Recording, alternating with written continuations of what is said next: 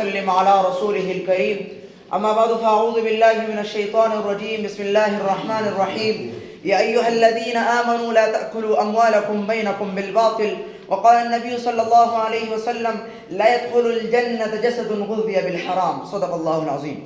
ضمیر چیختا ہے مگر لب خاموش رہتے ہیں، ضمیر چیختا ہے مگر لب خاموش رہتے ہیں، یہ پیٹ تو بھر جاتے ہیں پھر دل خالی رہتے ہیں.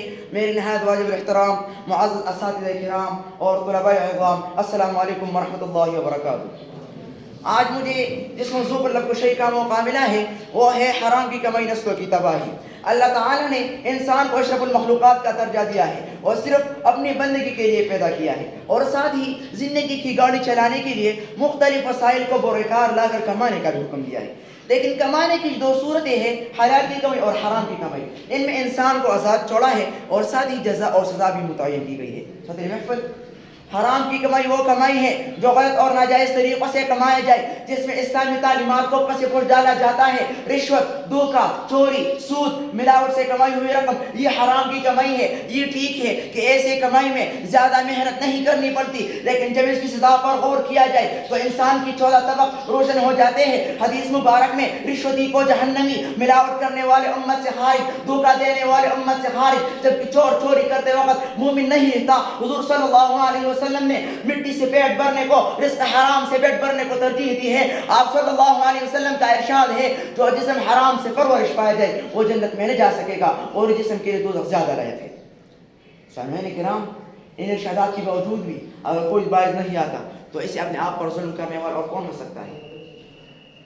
اگر ہم غور کریں تو آج کل جن کی بڑے بڑے بنگلے اور گاڑیاں ہوتے ہیں اکثر ان کی کمائی ناپاک اور حرام ہوتے ہیں. ان کی دولت پر ان کے بچے عیش و عشرت کرتے ہیں، حالانکہ یہی انسان سوچتا نہیں کہ بچوں کی دنیا کی خاطر اپنی آخرت کو دو پر لگاتے ہیں. حضور نبی کریم صلی اللہ علیہ وسلم نے ایسے انسان کو بدترین انسان قرار دیا ہے، بلکہ وہ حرام کی کمائی پر فخر کرتے ہیں اور اپنے عالیشان بنگلے پر اکثر لکھتے ہیں ہذا من فضل ربی، گویا وہ حرام کی کمائی اللہ تعالیٰ کا فضل مانگتے ہیں.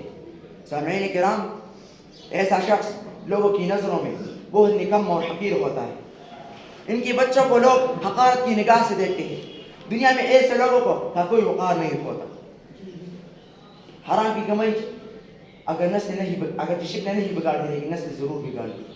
اگر ہم دوسرے اقوام سے اپنا موازنہ کریں تو ہم مسلمان حرام کی کمائی میں ان سے بہت آگے ہیں، حالانکہ اسلامی تعلیمات پر ہم ان سے زیادہ جانتے ہیں. عزیز طلبہ، آئیے عہد کرے کہ حرام کی کمائی سے خود بھی توبہ کرے اور لوگوں میں بھی شعور پیدا کرے کہ وہ حرام کی کمائی سے باز آئے اور حلال کی کمائی سے اپنے ملک کا مستقبل روشن کرے. میں اپنی تقریر کا اختتام میں شعار پہ کرتا ہوں، اے طائر لا ہوتی اس رزق سے موت اچھی، اے طائر لا ہوتی اس رزق سے موت اچھی جس رزق سے آتی ہو پرواز میں کوتاہی، وما علینا الا البلاغ المبین.